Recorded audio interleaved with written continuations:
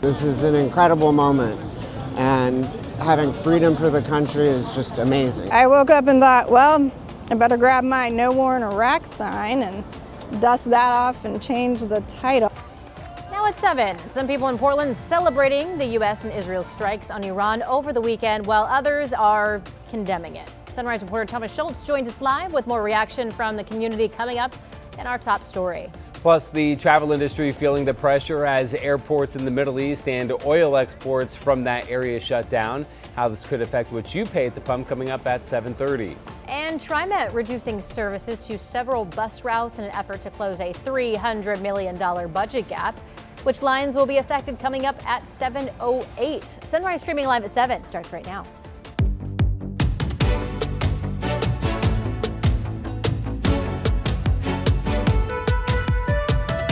Good morning, and thank you for joining us live at 7 o'clock. I'm China Green. And I'm Matthew Herchick. Happy Monday, everyone. Rod Hill and Chris McGinnis standing by with a look at weather and traffic and a beautiful day in store. Rod. Yeah, we believe we will lose the clouds that we have right now and go on to be mostly sunny this afternoon.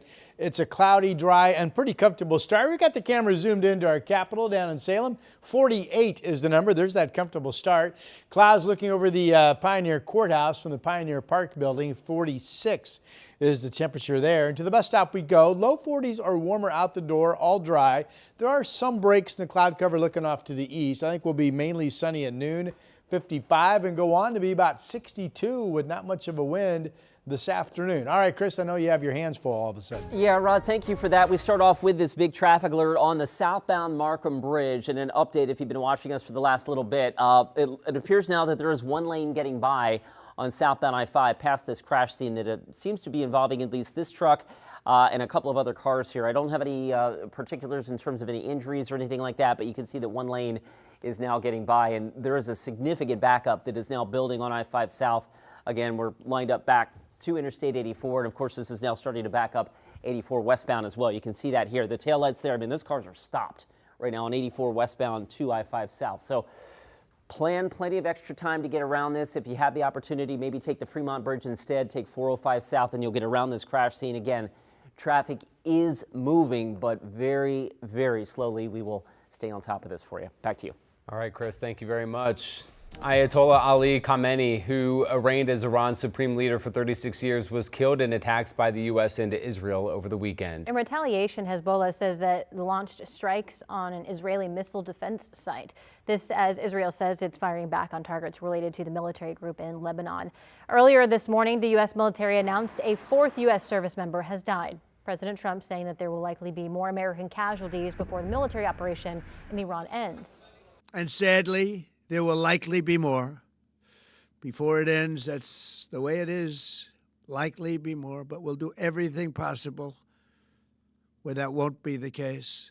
But America will avenge their deaths and deliver the most punishing blow to the terrorists who have waged war against basically civilization. They have waged war against civilization itself. According to the White House, tomorrow Congress will get its first set of classified briefings on the Iran operation. Key administrative officials, including Secretary of State Marco Rubio and Defense Secretary Pete Hegseth, will be in attendance. And this morning, we're also hearing reaction to the war from people here in Portland. Sunrise reporter Thomas Schultz joins us live from Pioneer's Courthouse Square. Thomas, what are people saying about this? Yeah, guys, some protesters we spoke with called this war disturbing and adds that it feels similar to past U.S. conflicts in the Middle East. Iranian media is reporting that dozens of people were killed in a strike at a girls' school. That has not been verified by NBC News. Some protesters say this all could have been avoided after the United States agreed to a nuclear deal in 2015 that President Donald Trump withdrew from 3 years later. We had a deal already. We backed out of it and manufactured a problem. I just don't see why this is helping anybody. It seems pretty obvious that it's a distraction. Though Sunday, some local Iranian Americans celebrated what was happening and say these attacks are long overdue. They tell us they've waited close to 50 years for the Iranian regime to come to an end. This is an incredible moment. For my entire life, I've never been to Iran. I've been afraid of possibly going there, being seen as an American spy, and having freedom for the country is just amazing. We're just done with it. We're asking for this terrorist regime to leave us alone and allow us to simply make our own choices. And as the war continues to grow in the Middle East, we're continuing to see reaction not just here in Portland, but all across the Pacific Northwest. Matthew, China. Thomas Schultz reporting live. Thank you, Thomas. Meantime, Washington authorities are investigating reports that someone pulled a gun on people rallying in support of the airstrikes in Iran. This happened in Bellevue, just east of Seattle. Demonstrators say that a car drove past Bellevue Mall Saturday, and as it was about to turn right at the light, a man in a passenger seat pointed a gun at the crowd gathering there. A woman took this video. In the beginning, you can see that the man was holding what looks to be a gun. And a different video taken from another angle captures what the man said. I don't want to make it a political thing, even though it might be in his head. A handful of people filled out a police report, and the Bellevue Police Department says it's currently investigating this as a brandishing incident. I feel very strongly that the Congress should be involved here. That's what the War Powers Act is all about. And coming up at 7:30, we'll bring you more reaction from local lawmakers over the strikes in Iran. Meanwhile, developing this morning, major backlash from people in Coos County after one of their commissioners suggested they allow ICE to build an immigration processing facility north of Coos Bay. Commissioner Drew Farmer has since apologized for the suggestion, saying he has since deleted his Facebook video in which he suggested the ICE building be located in the struggling community of Lakeside. I was trying to explain what I was doing. I was worried this was going to end up in North Bend. I want to put it as far from a population hub as I can. And Lakeside is in a position where this would fix some of their problems. I did a video trying to be clearer, and I failed miserably. He says that people saw his post and assumed the ICE facility was a done deal for Coos County, but he's been told that's not true, especially after the backlash. He says a contractor working for the feds, KGW, told him they're scouting locations for a camp or building for up to 315 detainees and staff members. They need an area that can accommodate water, sewer, housing, and air travel for a sudden influx of people. New developments in Portland's fight to crack down on the use of tear gas and other munitions at the ICE building. The city has started enforcing a new ordinance that fines the owner of the detention centers for nuisance violations, including the use of chemical munitions. City Council passed the ordinance in December from hearing from neighbors and a nearby school about how the gas was affecting them. Fines will start at $5,000 for the first offense and go up from there. The ordinance will be in place for 6 months while the city works on a permanent rule. And we are learning about a dramatic rescue after an avalanche buried a man on Mount St. Helens last month. He was with a group of snowmobilers right after several feet of snow had fallen. The man wound up with his head 3 feet deep in snow. While others in his group began digging by hand, they called the volcano rescue team, which got him out the rest of the way. At first, he was unresponsive, but after CPR, he was breathing again. And update to TriMet Services now. The agency has reduced some of its transit service to help close a $300 million budget gap. So that means some bus routes will change, including lines 8, 24, 48, 75, and 76. Schedules for some other bus lines are also changing. You can find a detailed list of TriMet service changes on our website, kgw.com. 7:08 and taking a live look courtesy of our Chehalem Tasting Room Sky Cam. See a few clouds there, but a beautiful sunshine peeking through there, Rod. That is probably one of our brighter cameras of the morning. You can see mostly cloudy skies with a break, and to your point, Matthew, the rising sun. Just overcast looking out over the West Hills this morning from our Providence Park camera in Portland. Temperature not a concern. In fact, no big coat needed, 48, and the winds are fairly light. We have east winds at 10, or we did earlier this morning out at Troutdale, and that's been about it. Troutdale is a 45. Tiger 46, 43 up in Scappoose. We've got, 48 in Salem, Dallas, and Albany. So again, pretty comfortable as we start this Monday, March 2nd now. This afternoon, the clouds we have expected to be out of here for mostly sunny skies, coast and valley. And generally, it will be up to about 60 degrees up and down I-5. This shows Kelso at 61 at 4 o'clock. Bend 54, increasing sunshine over into central Oregon as well, out through the Gorge of Dow 61. We currently have light rain in southeastern Oregon. John Day, Baker City, Burns have all reported some light rain in the last few hours. And this is the spot where clouds will continue to kind of hold on. But really for the rest of us, we expect to get some clearing. Here's the 7-day, first complete 7-day of the month of March. Anyway, 62 today, 56 tomorrow, a cloudy Tuesday. While there is a shower threat during the day, most of this rain is Tuesday overnight, and then heavy showers to follow Wednesday. There's a front Tuesday night. Fewer showers Thursday, touch of light rain on Friday, and then right now looking at a weak system that basically passes a Saturday night. So the wettest day of the week, the wettest period will be tomorrow overnight into Wednesday. And here is Chris McGinnis. Thank you for that. We pick it up with that big traffic alert on the Markham Bridge. Photojournalist Chad Dehart's manning the wheel here of Drive 8. I'll step out of the way. So from the perspective that Chad's in here, he's in those left 2 lanes, which would take him over to I-405. The crash is over on the I-5 lanes, just past the 405 split. It looks like the left lane there is still blocked, and you can see that as Chad carefully goes by that backup, it is extensive, right? As one lane gets by, the rest of the traffic really backing up. We'll take you to the traffic map right now, and you can see I-5 south traffic there. You can see ODOT out there with their incident responders and the left lane blocked off. I have no details on any injuries or anything like that with the crash, but it is backing up I-84 westbound. And to add insult to injury here, it looks like we've got a crash on the westbound Banfield. This is out in the Hollywood district. The center lane right now is blocked, and so that's adding to some of the delay there. So we'll keep you posted on this, but the inbound I-84 commute and I-5 south onto the Markham Bridge, Matthew, that's really starting to back up. We'll keep you posted. All right, Chris, thank you very much. Well, KGW's annual Great Food Drive is here and coming up. China and I join a couple local nonprofits preparing for this month-long effort. How you can help when Sunrise streaming live at 7 continues.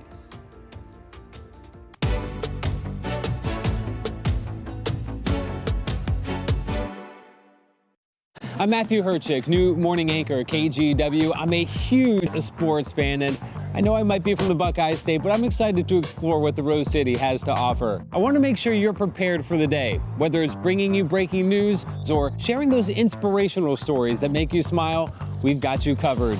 Because when news moves fast, you need a team that moves with you. Make the move to Portland's #1 streaming newscast, Sunrise, weekday mornings from 5 to 9, anywhere you watch.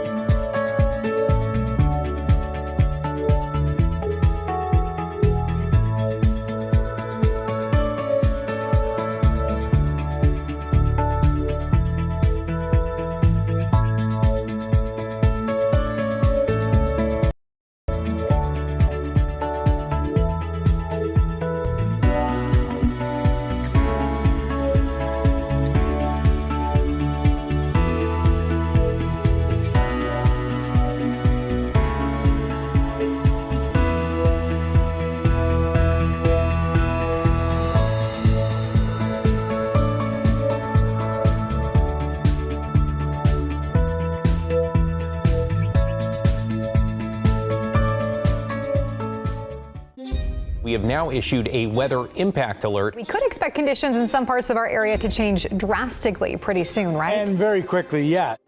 This is significant rainfall coming our way. You'll definitely want to be extra cautious. Certainly becoming increasingly hazardous.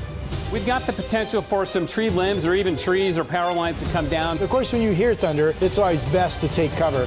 On Weather Impact Alert Days, stream extended coverage on KGW+. Today marks the start of the KGW Great Food Drive, and this is KGW's 23rd year working with the Oregon Food Bank and others to help feed local families. That's right. And Tim Gordon takes a look at how we're doing that all month long. We've been preparing for another month-long effort to help Oregonians put food on the table. We're at the Oregon Food Bank, and it's KGW Food Drive time. The warehouse is busy as we work to reach our goal of 1.2 million meals delivered to Oregon families. It's a critical time. Over the last 2 years alone, we saw a 51% increase in visits to our food sites across the state. Last year alone, we saw 2.9 million visits, which is a record high for us. And so we are seeing hunger get worse. The Oregon Food Bank works with 1,200 food pantries across the state, last year distributing 98 million meals. In March, KGW works with some loyal partners to be a part of the response to food insecurity. Pacific Office Automation is in the house for the KGW Great Food Drive. What's more important than food and making sure that people are well nourished. So that's where we choose to spend our time, and we're happy to be a part of it. Safeway is a longtime partner. This is something we've done annually for as long as I can remember. And the grocery chain makes it easy for you, if you can, to give. So for the entire month of March, when you go through the check stand at a Safeway or Albertson store, you can give right at the pin pad. Those dollars go directly back to the Oregon Food Bank network partner near you. You can also donate cash or food at any branch of Rivermark Credit Union. It's important to be here to show up for our community. You know, there's certainly some food scarcity issues in our community, and we want to be able to help and raise awareness. Again, there is a lot of need as families struggle to get ahead of hard times. New data covering the past 2 years shows 1 in 7 Oregonians, including 1 in 6 kids, faces food insecurity. Aaron Winkler with Pacific Northwest Toyota dealers says it's a time to come together. We are nothing without each other, so it feels really great to be able to give back to the community, and it doesn't matter if we know the person that's receiving or not. It's about just giving to give. Nice work. We are so thankful for the KGW Great Food Drive because this makes up a very important part of our food sourcing, and of course we do this year-round nonstop with so many other partners, and it really takes all of us to come together to address hunger in our communities. And one way you can donate to the KGW Great Food Drive is by going online and donating at kgw.com/food drive.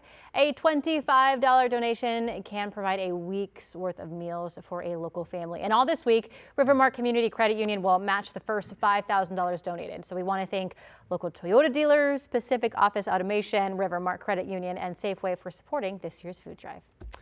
And it is 7/17. Yeah, like I said, first year being apart. Very exciting. Did you catch that? $25, they can feed a family for a week. It is It's incredible how they are able to stretch the money and make it go as far as they do. It doesn't take a lot to do. To make a difference. A lot. Yeah. A lot, yeah. Yeah. I'm like, there's got to be a more poetic way of saying that. Right. Keep it simple, stupid. That's the first thing I learned. Let's get you out the door this morning. It's a comfortable start to our day. We are dry here on the west side. We have rain showers out in southeastern Oregon. This is the weather maker that comes in tomorrow night, Wednesday. It looks to be the wettest system of the week. Again, cold front Tuesday overnight, numerous showers to follow on Wednesday. The infrared satellite picture doesn't show up the clouds that we have very well, but we will be seeing clearing, I think, for the most part before the noon hours. So a sunny afternoon coming. Clouds lingering, however, this afternoon in southeastern Oregon and Baker City, Burns, John Day have all reported some light rain in the last couple of hours. Here's Futurecast, shows that rainy area, light showers is what it is, 11 o'clock this morning. Starting to break up the clouds around Portland down into Salem, and then not clear, but a mostly sunny afternoon here on the west side. Okay, we have ourselves a total lunar eclipse for the full what they call blood moon coming in. This is overnight tonight into early tomorrow morning. Unfortunately, cloud cover may be our enemy. Here we are at 1 o'clock tonight. This is about the time the total lunar eclipse begins. And we've got a mixed bag of some cloudiness. We could see the beginning of this, but again, we're talking 1 in the morning, so you'll have to stay up until after midnight. Here's the totality moment, 3:33 a.m. And that's about the time Futurecast really starts to thicken up the cloud cover coming in. The eclipse itself ends around 6:30. This is the moon basically moving through the shadow cast by the earth. And you can see the solid cloud cover that we have tomorrow morning. It looks like your Tuesday will be cloudy here on the west side. There's certainly an increasing chance of some rain at the coast tomorrow, maybe an inland shower eventually. But here's the front. And again, most of this rain will come in tomorrow night with the front passage overnight. And then here we are Wednesday morning at 8 o'clock. Notice we've got kind of rainy areas across all of our state Wednesday morning, and then numerous showers scattered heavy at times with snow levels down to about 3,000 feet during the day Wednesday. Again, this looks to be the wettest rainmaker of the week. So Tuesday night through the day Wednesday, This shows we could get upwards of an inch of rain at the coast and upwards of about a half of an inch of rain in the Willamette Valley. All right, Seaside, our live camera. We've got cloudy, almost kind of foggy looking out there this morning. 47 along the north coast. Temperature 34 in Kelso, much warmer in Portland and Salem where we have the cloud cover, and right now just above freezing for you folks out in the Dalles. If we get the afternoon sunshine, and I have us mostly sunny by noon, we'll get up to around 60 degrees for a second day. PDX did hit 60 yesterday on March 1st. Today shows battleground at 61. And here's the 7-day. 62 today, the cloudy skies tomorrow, the rain Tuesday night into Wednesday, fewer showers on Thursday. Really, today's the nicest day, and after that, just kind of typical March weather. Here's Chris. Rod, thank you for that. We pick it back up with that traffic alert on the Markham Bridge. I got an update from Portland Fire and Rescue saying that there were some injuries with this, but they do not believe that they were overly significant. So some good news there. What we have heard is that a vehicle hit the divider, the attenuator between the I-5 and the I-405 split. And so there's some damage there. And obviously you can see emergency crews are still on the scene. And the impact for you as you hit the roads is that there's a significant backup now on I-5 right at the 405 split on the southbound side of the freeway there. Additionally, we had an earlier crash in the backup on I-84. That has cleared, but you can see I-84 is still suffering here coming in from the Hollywood district. So we put all that together. You're tripping from Troutdale about 25 minutes or so. I-5 through North Portland. This is up near the Expo Center. Slow and steady there as well. Your drive in from Clark County has jumped up to 16 minutes. That's Main Street south to the Fremont Bridge. Guys? Thank you, Chris. Still to come on Sunrise, a mass shooting in Austin, Texas, now being looked at as an act of terrorism. The latest in the investigation coming up when Sunrise continues in just 2 minutes. Hi, I'm Christine Padawanich. I'm a journalist at KGW, and I love exploring Portland's amazing food scene. New spot? I'm there. So I don't just report about our community, I belong to it. What happens here affects us all, and that's why we care so deeply about getting it right. And when local journalism is done right, it doesn't sit still, it moves. It moves you to act, to vote, to volunteer, to speak up, or to lend a hand. It moves your mind by challenging assumptions and offering new perspectives. It moves you forward by giving you the information to make decisions and thrive where you live. And yes, it moves your heart through the good stuff that stays with you wherever you are. And at KGW, we're here for all of it. These are the stories that move Portland.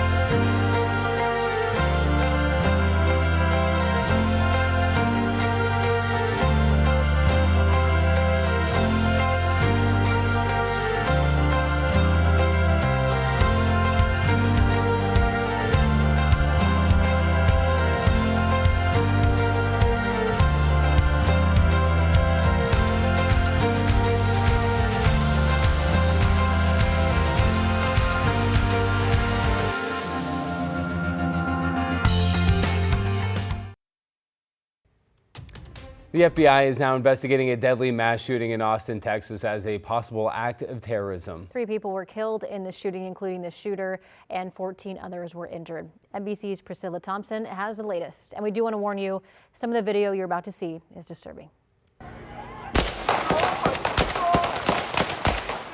This morning, the FBI is on the scene investigating a deadly mass shooting in a popular Austin nightlife area. What is going on? I've just been flagged down. Somebody advising there's an active shooter. 2 people were killed and 14 others injured when a gunman opened fire on Buford's Beer Garden early Sunday morning.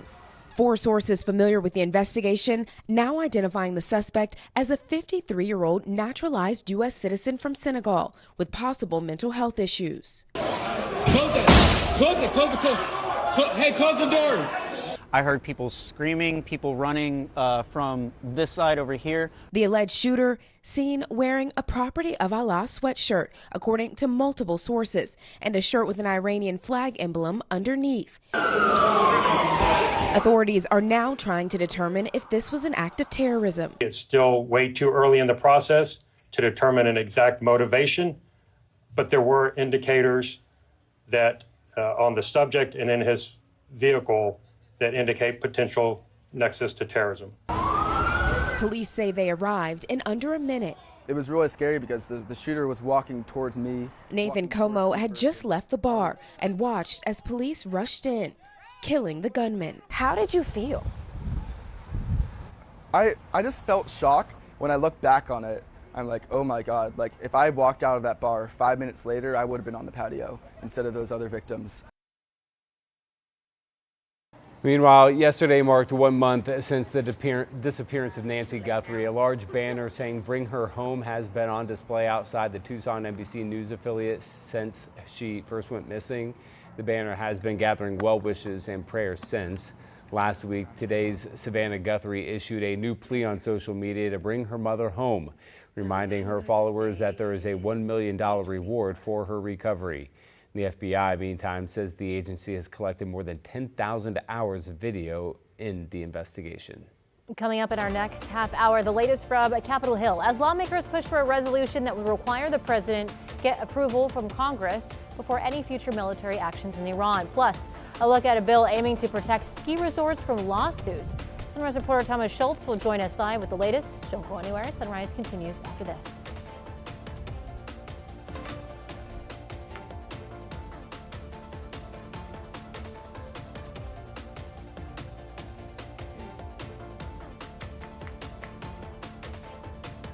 KGW Plus TV app, streaming 24/7. Local news from the team you trust. Track how the weather will impact your day. Breaking news live from the scene. All the local news you need. KGW Plus. Download on your TV and watch for free. On Weather Impact Alert Days, stay informed, prepared, and connected with KGW and KGW Plus. Coverage that alerts you to what's coming and how it will impact you. Watch extended weather coverage on KGW Plus.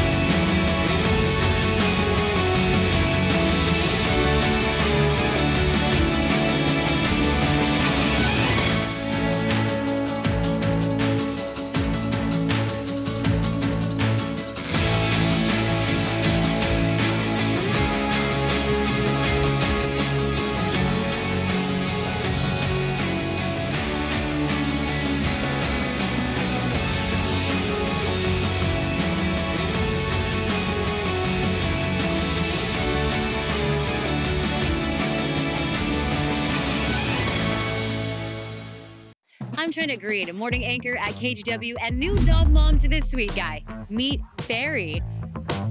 I love getting your mornings off to a great start, whether it's sharing stories of resilience and triumph in our community or following breaking news from Beaverton to Gresham and everywhere in between. We've got you covered because when news moves fast, you need a team that moves with you. Make the move to KGW Sunrise, weekday mornings from 5 to 9, anywhere you watch.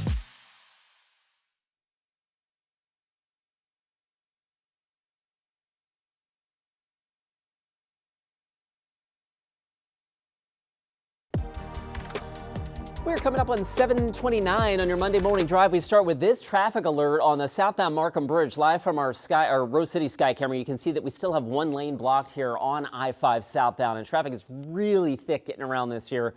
South from the Moda Center down towards the Markham Bridge. We also have a backup on I-84 westbound. So plan some extra time if this is your commute this morning. You are able to get there just slowly. 24 minutes right now, the trip in from Troutdale.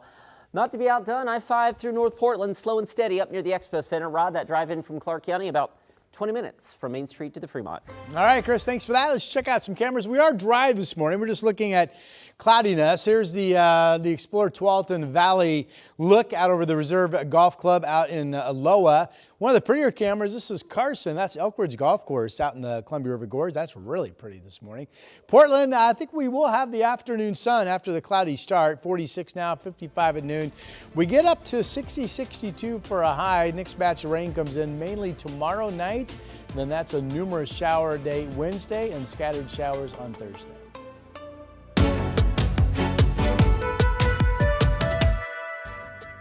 Good morning. Taking a live look outside at the Dells. Rod's been here talking about all these clouds we're seeing, but gosh, I don't see any by there. golly, it's just so pretty out there. Isn't that crazy? Because if you look to the, well, there are some breaks in the cloud cover from Portland looking off to the east, but it's not fairly clear. Then you look from the Dalles back to the west, and it's clear. I can't explain it. Okay. Well, all right. If you can't explain if you it, I can't, don't know who nobody can. can, I suppose. You have a Chris, cool looking can you camera explain? over there that seems to kind of back up that point, though. Okay, yeah, well, let's check out this one. That is nice. Chris, I forgot what camera I had loaded. This is one of our Timberline Live cameras. So this is obviously at 6,000 feet, looking off to the southeast, it looks like. And that is blue skies up top, 32 degrees. With moisture coming in tomorrow night and Wednesday, snow level will start at 5,000 and get down to about 3,000 to 3,500. We could have snow-covered passes potentially Wednesday morning for your travel. Chris has got more on this traffic snafu on the Markham Bridge coming up. That's our Rose City camera. We're at 46 degrees with mainly cloudy skies out there currently, but we'll be sunny at noon, 55.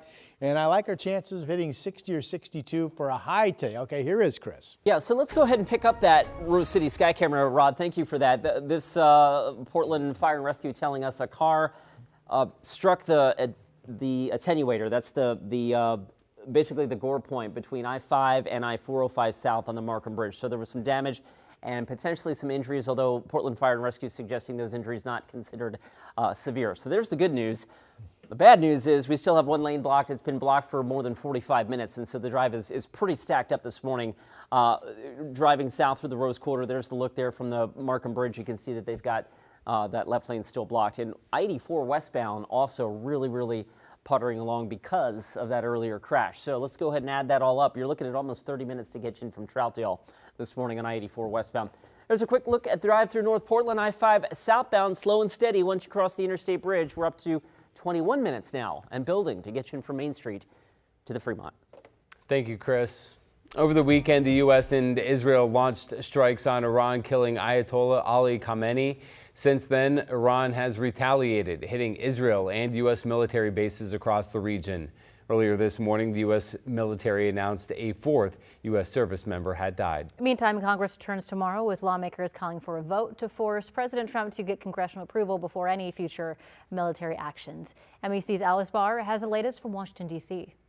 This morning, the Pentagon confirming 3 U.S. Air Force fighter jets crashed in Kuwait, mistakenly shot down by Kuwaiti air defenses during active combat under Iranian attacks. All 6 American crew members ejected and were recovered safely. It comes amid growing violence in the Middle East, with Israel and Iranian-backed Hezbollah fighters in Lebanon exchanging fire, following this weekend's U.S.-Israeli strikes on Iran. Defense Secretary Pete Hegseth weighing in. This is not a so-called regime change war, but the regime sure did change, and the world is better off for it. Lawmakers return to Washington tomorrow for the classified briefings many are demanding. Combat operations continue at this time in full force. Iran's Supreme Leader Ayatollah Ali Khamenei was killed in the Saturday strikes, and now 2 sources briefed on the matter tell NBC News the attacks were timed based on intelligence Khamenei would be at a meeting with senior leaders. As Iran strikes back, now 4 American service members are confirmed killed in action.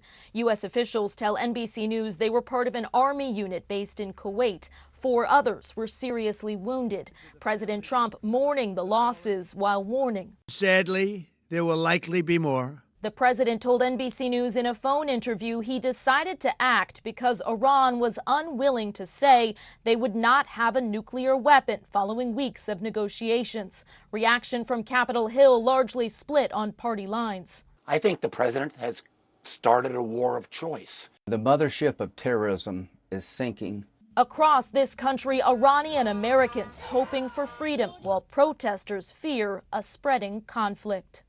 In Washington, Alice Barr, NBC News.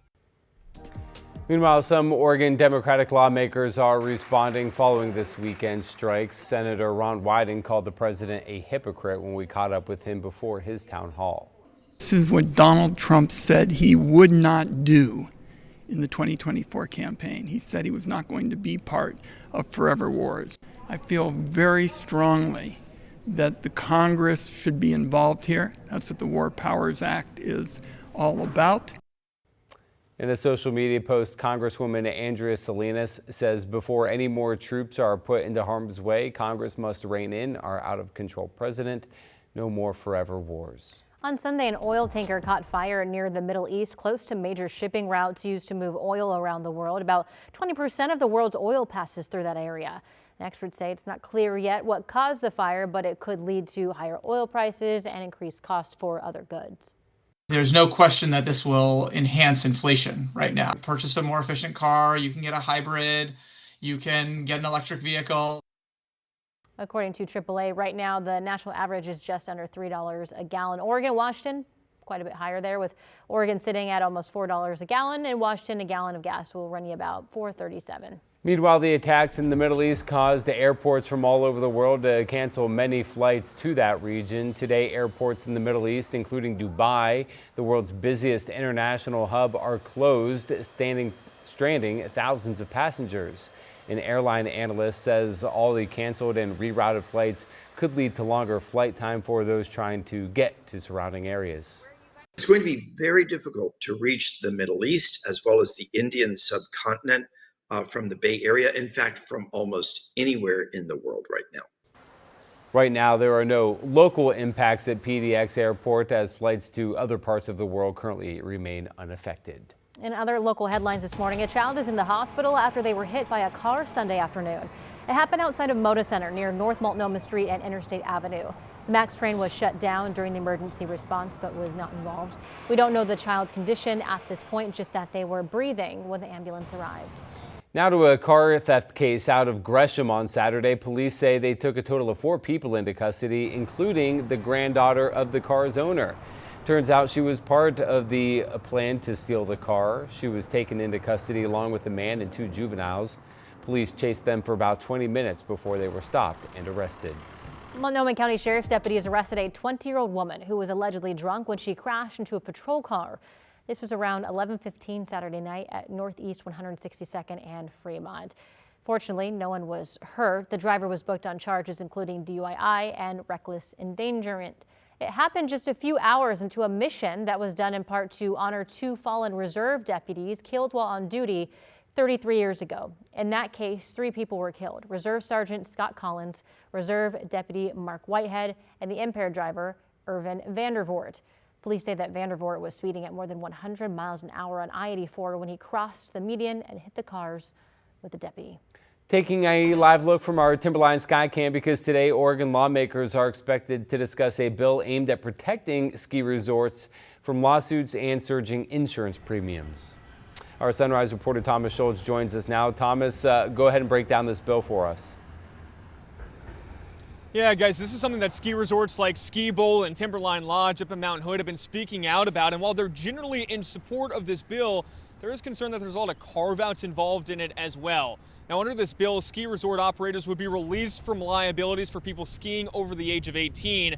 Parents or a guardian would need to sign a waiver releasing the resort from liability for kids. Those ski resorts would still be liable for some injuries. These are the carve-outs here. If there's gross negligence or for injuries that occur in a parking area, lodges, or other areas of the resort that's not the slopes, or if someone is injured due to poor equipment. Overall, there are more than a handful of carve-outs listed in the legislation or reasons resorts could still be liable in lawsuits. And lawmakers are going to be discussing this bill this morning. In just the next few minutes here, those discussions will begin at 8 o'clock. Matthew, China. Our Thomas Schultz reporting live this morning. Thomas, thank you. All right, we're taking a live look at the coast courtesy the Chinook Winds Casino Resort Skycam. Those must be the clouds that you were talking about over there, Rodney? This is not as pretty. Yeah. The Helens those. sky cam that we saw earlier. And these. So different. Well, the Helens camera does show some breaks in the cloudiness looking off to the east this morning. The Astoria column camera, this is kind of cool because you see some low-level fog kind of nipping up and covering up part of the Astoria Meckler Bridge right there, 52 degrees. We are expecting the coast to clear out today, and I expect the valley to clear out as well. This is a look down to the southeast along the Willamette from the top of the Wells Fargo building this morning. Temperature is really pleasant. There's not much wind, and it is 46 degrees. No one is really chilly if you talk about this time of the morning anyway. 45 Troutdale, Happy Valley, and Gresham each in the mid-40s. Wilsonville's 43. There's Salem and Dallas each at 48 degrees, 45 up in McMinnville. Orion and Stout, by the way, are co-pets of the day on this Monday, March 2nd. Beautiful shot there, sitting up on the bench, it looks like. Pet of the day at KGW.com is email address. Send us your pet's photo, and we will feature them on our show. All right. So we have morning clouds. There are breaks in the cloud cover right now. We will see a mostly sunny afternoon. I think coast and valley, all areas, getting up to about 60 degrees. It shows Salem at 60 and Kelso 61 at 4 p.m. Increasing sunshine in Bend today as well, 54 for you folks. Now, the one spot reporting some light rain and thicker cloud cover this morning is out in the southeast, Burns, John Day, Baker City. Cloudiness expected to continue for you folks this afternoon. All right, 7-day forecast numbers, 62 today. The only day that there's a solid 24-hour period of no precip chances. Tomorrow we have a dry, cloudy day for the most part, 56. It's evening overnight rain with our next front. And then Wednesday's active, numerous heavy shower day. Fewer showers on Thursday, a separate system bringing us some light rain on Friday. And then jumping to the weekend right now, it looks like a weak system mainly bringing us some rain Saturday overnight. But clearly it is overnight Tuesday into Wednesday that will be the wettest period of the week, it looks like. Here's Chris. Okay, Rod, thank you for that. We get back to that traffic alert on the Markham Bridge. This is the live look from our Rose City Sky Camera. I'll step out of the way. We still have one southbound lane blocked. Again, this has been an active crash scene here for well over an hour now, and so the drive is pretty backed up on that stretch of I-5 right now. We'll zoom in, give you a different perspective here, and I can show you the yellow line there and the red line showing the slow southbound traffic in the area. There's ODOT incident responders there off in the distance. For perspective at home, by the way, these two lanes over here, those lanes take you onto I-405 north. So this is the ramp to I-5 south that continues to be quite slow. Additionally, we had an earlier crash on the Banfield in that backup. That crash is clear, but you can see we're still pretty slow westbound on I-84 as well, to the tune of about 30 minutes to get you in from Troutdale. And last but not least, there's your trip through North Portland. I-5 up near the Expo Center. Slow and steady, 30 minutes right now, or just about, to get you in from Main Street to the Fremont Bridge. Kais? Thank you, Chris. It's going to go for the entire month of March, and we have over 100 participating restaurants in the Portland area. Portland Dining Month is back. We're going to tell you how you can eat like a king for only $35 coming up when Sunrise Streaming Live at 7 continues in just 2 minutes.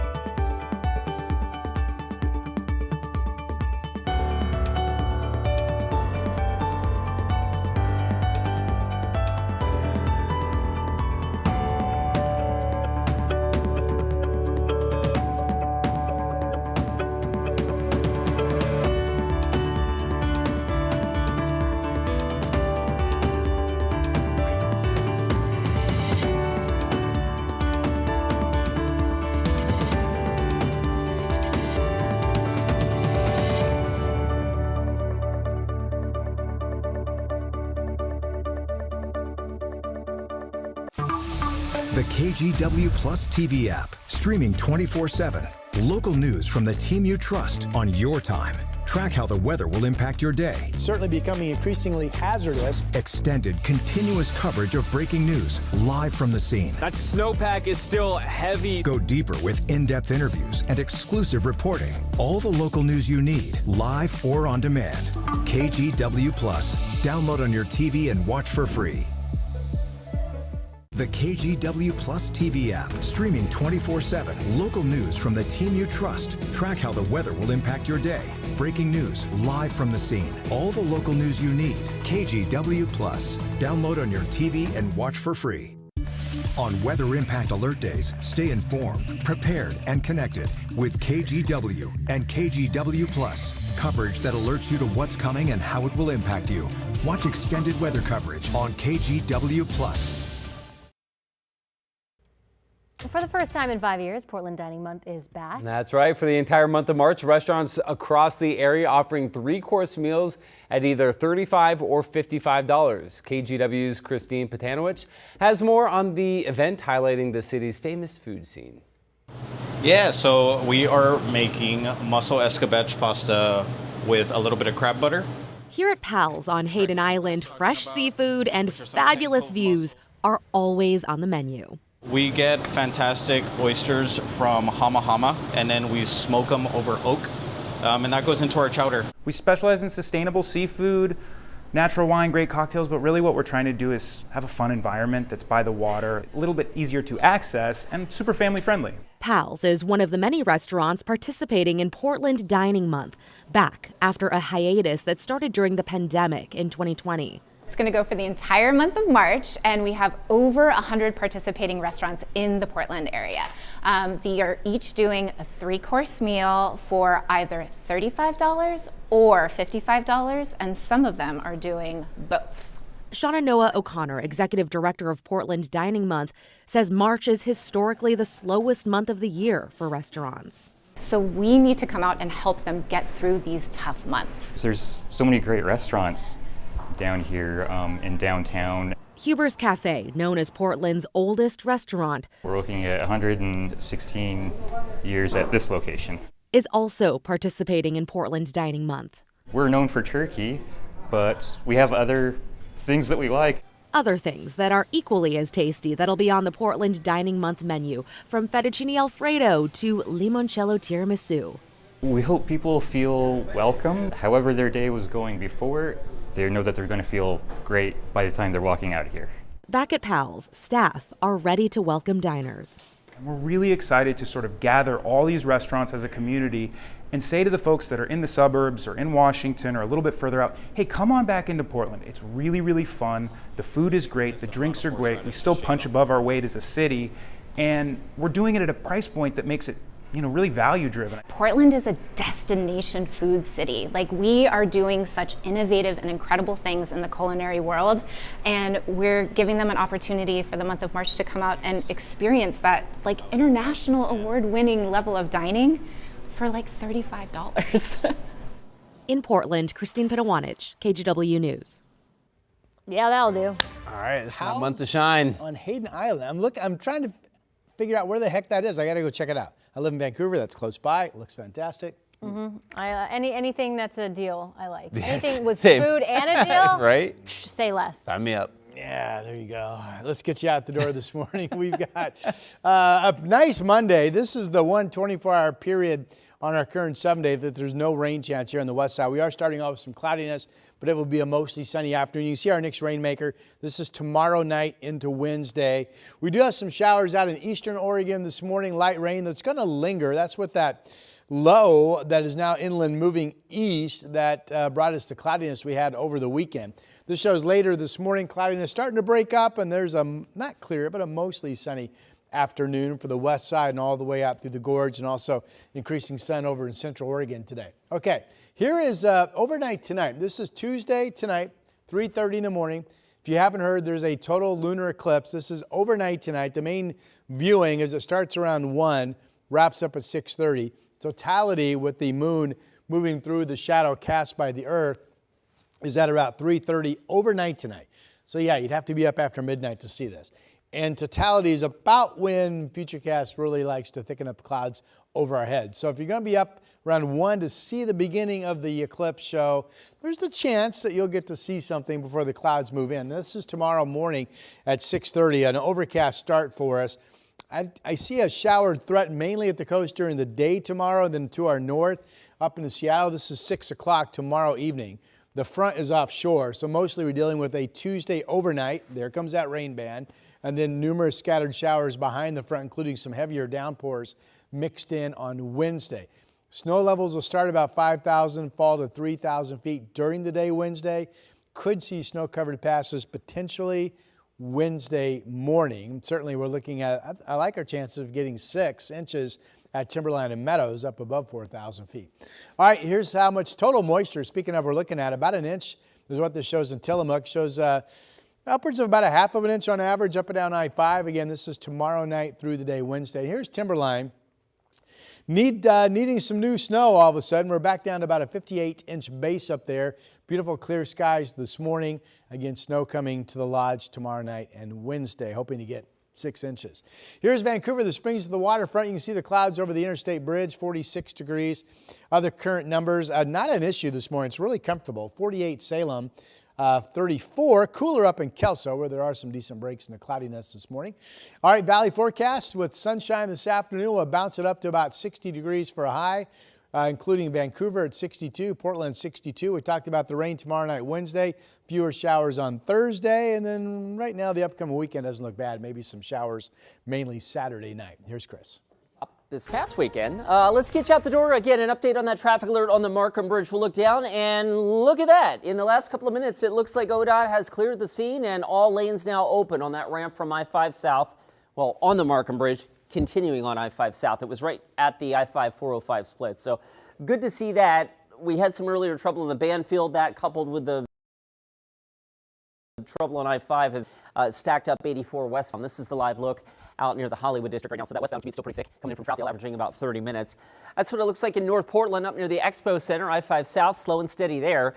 You're driving from Main Street to the Fremont Bridge has spiked up to 36 minutes at last checks. That's pretty slow. And last but not least, over in the Gladstone area, this is I-205 near Highway 213. That southbound commute also building. We're looking at just shy of 20 to get you from Clackamas down to the I-5 merge into Tualatin. Matthew, back to you. All right, thank you, Chris. Still to come on Sunrise, Republican lawmakers in Washington calling for accountability after their Democratic colleagues showed up to a legislative hearing drunk.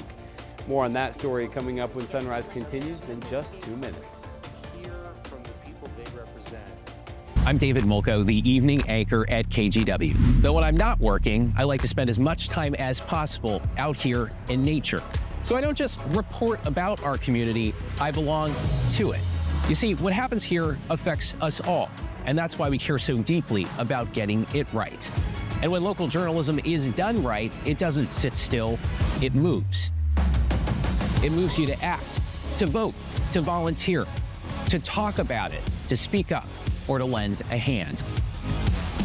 It moves your mind by challenging assumptions and offering new perspectives.